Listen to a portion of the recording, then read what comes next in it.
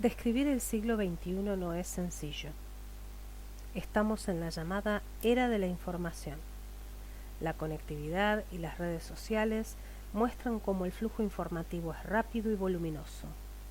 Los nuevos dispositivos de almacenamiento de datos, la televisión digital y el perfeccionamiento del celular han constituido el final del período analógico y el comienzo de la era digital. El poder económico se ha globalizado, pero las instituciones políticas y el poder que de ellas surge se han quedado anclados en el territorio. De la bipolaridad de la Guerra Fría a mediados del siglo XX, hemos pasado al fracaso de la unipolaridad. En opinión de varios historiadores como Niall Ferguson de Stanford y también del Papa Francisco, nos hallamos ante una nueva Guerra Fría, enfocada en el flujo y control del comercio, de los recursos energéticos y de la información, como muestran el rearme nuclear de Rusia y de Corea del Norte y las tensiones gestadas por la guerra comercial entre Estados Unidos y China.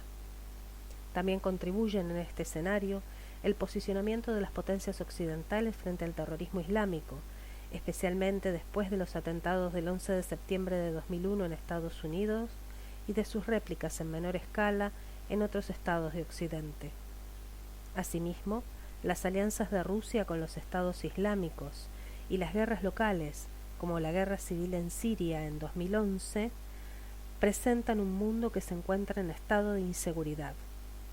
Desplazados, refugiados, inmigrantes evidencian el cariz de este panorama. A su vez, dentro de los ámbitos nacionales se produce el desencanto frente a los liderazgos políticos. La corrupción, denunciada globalmente con el escándalo de Wikileaks, o las leyes de reforma laboral han abierto el camino hacia la protesta, la marcha y la movilización de amplios sectores sociales, tal como ocurrió en Francia con los llamados chalecos amarillos. Pero este desencanto alcanza también a las instituciones supranacionales. El debilitamiento de la Unión Europea por las sucesivas crisis internas de España, Irlanda, Grecia y Portugal entre 2008 y nuestro año alcanza su corolario con la salida de Gran Bretaña a través del Brexit. Las alertas por el cambio climático se acentuaron a comienzos de siglo. Ciertamente es el cambio climático un problema serio que enlaza nuestra vida con los otros seres vivos en esta casa común que es el planeta. Prueba de ello han sido no solo los fenómenos climáticos variados e intensos, el calentamiento de los océanos, las sequías o las tormentas devastadoras, sino también la proliferación de enfermedades epidémicas. Estos procesos históricos van de la mano de un profundo cambio social. La incertidumbre y la sensación de riesgo dominan los grandes procesos de transformación social que vivimos en la actualidad, a la vez que determinan la vida de las personas. Lo cierto es que no somos los mismos que en el siglo pasado, y conforme avanza el siglo XXI, parece que nuestras sociedades generan una brecha cultural generacional. 10 años tiene mayores transformaciones que 50. Estamos en la modernidad tardía, modernidad líquida o posmodernidad. Como hemos visto, la posmodernidad ha sido definida de muchas maneras. Una nueva época, un tránsito hacia otro período, una mera transición o una condición. Lo cierto es que a grandes rasgos podemos agrupar una serie de características propias de la posmodernidad que comienzan a visualizarse a finales del siglo XX, desde la década del 70 aproximadamente, y se acentúan durante los primeros años del siglo XXI. Presentemos algunas características relevantes.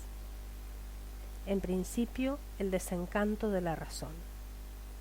La razón moderna, tal como la concebimos hasta el siglo XX, había naturalizado formas de pensar y de ser, así como de entender la realidad.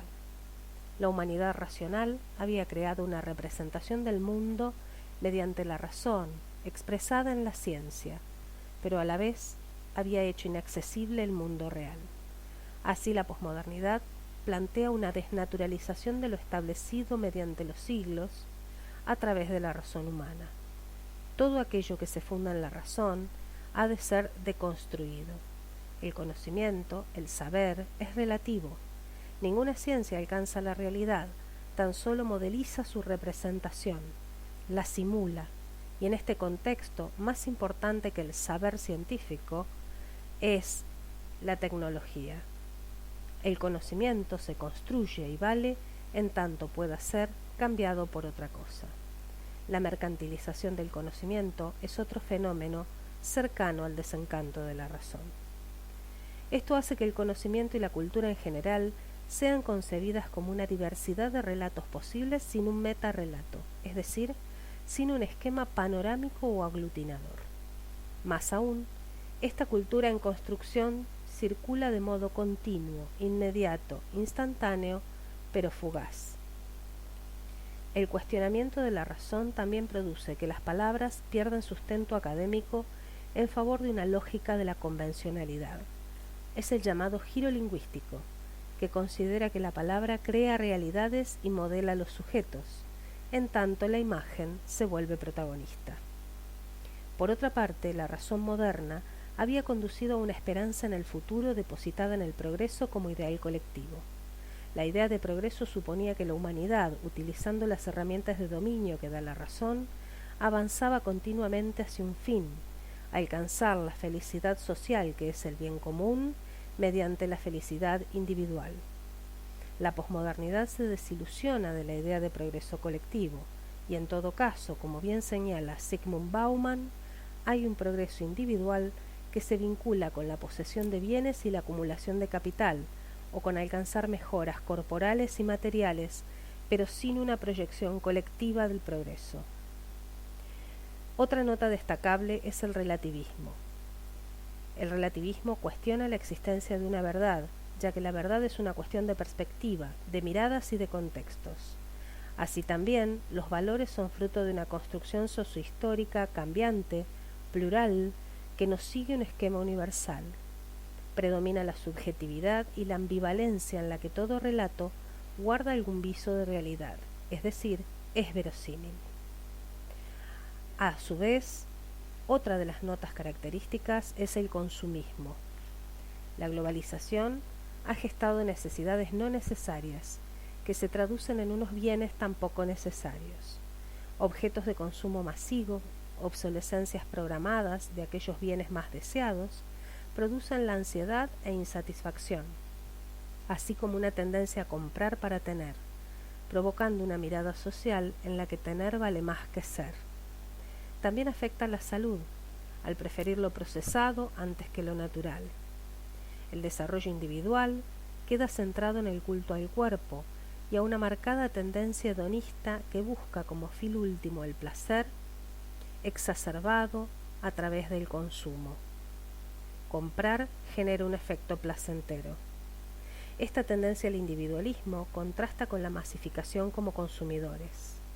Se promueve el deseo de consumir bienes de manera ilimitada en todas las culturas, a veces menospreciando la cultura local. Resta señalar que todas las características que hemos destacado y sus consecuencias se conectan entre sí y son imposibles de entender por separado. En la posmodernidad, todo se nos figura a modo de redes.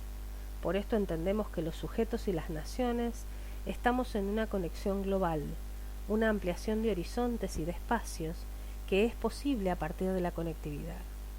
Esto genera una veloz difusión de ideas, conocimientos, modos de pensar y mentalidades a nivel global como nunca antes se ha visto. Y no es sólo la velocidad de expansión de estas ideas, sino también su hibridación, su reutilización, una especie de corto y pego de modos de entender el mundo, la realidad y el hombre. Prevalece así la idea de un mundo hiperconectado y de una humanidad fragmentada y en continua construcción.